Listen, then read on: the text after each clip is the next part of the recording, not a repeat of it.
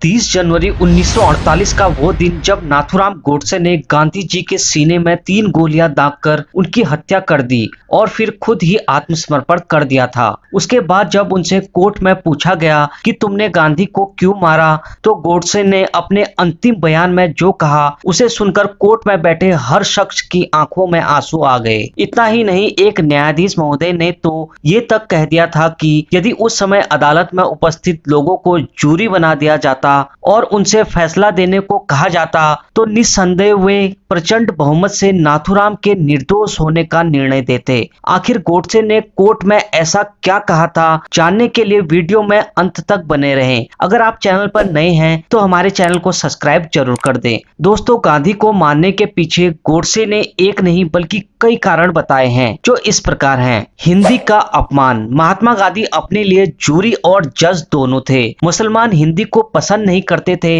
इसलिए गांधी जी ने मुस्लिमों को खुश करने के लिए हिंदी भाषा के सौंदर्य और सुंदरता के साथ बलात्कार किया और उनके अंधे अनुयायी बादशाह राम, बेगम सीता जैसे शब्दों का प्रयोग करने लगे। लेकिन किसी में इतनी हिम्मत नहीं थी कि मिस्टर जिन्ना को महाशय जिन्ना और मौलाना आजाद को पंडित आजाद कह सके। गांधी जी के सारे प्रयोग केवल और केवल हिंदुओं की कीमत पर किए जाते थे। भारत का विभाजन। जो कांग्रेस अपनी देशभक्ति और समाजवाद का दम भरा करती थी, उसी ने गुप्त रूप से बंदूक की नोक पर पाकिस्तान को स्वीकार कर लिया और जिन्ना के सामने निष्ठा से आत्मसमर्पण कर दिया। मुस्लिम तुष्टीकरण की नीति के कारण भारत माता के टुकड़े कर दिए गए और 15 अगस्त 1947 के बाद देश का 1/3 भाग हमारे लिए विदेशी भूमि बन गई। नेहरू तथा उनकी भीड़ की स्वीकारोक्ति के साथ ही एक धर्म के आधार पर अलग अलग राज्य बना दिया गया। जब कांग्रेस के शीर्ष नेताओं ने गांधी जी के सहमति से इस देश को काट डाला, जिसे हम पूजा की वस्तु मानते हैं, तो मेरा मस्तिष्क भयंकर क्रोध से भर गया। मैं साहस पूर्वक कहता हूँ कि गांधी अपने कर्तव्य में असफल हो गए। उन्होंने स्वयं को पाकिस्तान का पिता होना सिद्ध किया।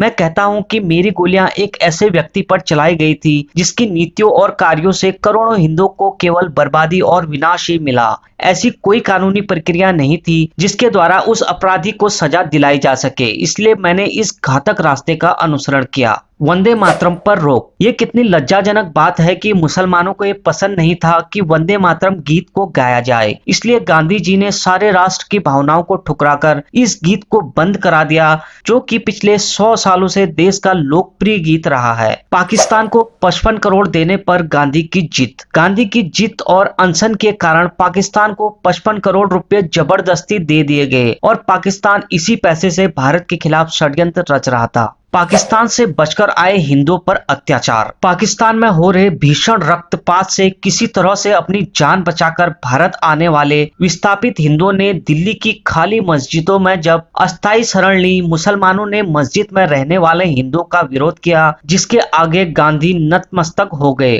और गांधी ने उन विस्थापित हिंदुओं को, जिनमें वृद्ध, स्त्रियां व बालक अधिक थे, मस्जिदों से खदेड़कर बाहर ठिठुरते शीत में रात बिताने पर मजबूर कर दिया। अंत में नाथूराम गोडसे ने कहा वो मेरे दुश्मन नहीं थे, परंतु उनके निर्णय राष्ट्र के लिए घातक साबित हो रहे थे। जब व्यक्ति के पास कोई रास्ता न बचे, तब वह मजबूरी में सही कार्य के लिए गलत रास्ता अपनाता है। गांधी जी ने देश की जो सेवा की है, मैं उसका आदर करता हूँ। उन पर गोली चलाने से पूर्व मैं उनके सम्मान में इसीलिए नतमस्तक हुआ था। मैं अपने लिए माफी की गुजारिश नहीं करूंगा। जो मैंने किया उस पर मुझे गर्व है। मुझे पता है इसके लिए मुझे फांसी होगी, मैं इसके लिए भी तैयार हूँ। और हाँ, यदि मातृभूमि की रक्षा करना अपराध है तो मैं यह अपराध बार बार करूंगा, हर बार करूंगा। मुझे पूरा यकीन है कि इतिहास के ईमानदार लेखक मेरे कार्य का वजन तोलकर भविष्य में किसी दिन इसका सही मूल्यांकन करेंगे। जब तक सिंध नदी पुनः अखंड हिंद में न बहने लगे, तब तक मेरी अस्थियों का विसर्जन नहीं करना। मुझे फांसी देते वक्त मेरे एक हाथ में केसरिया ध्वज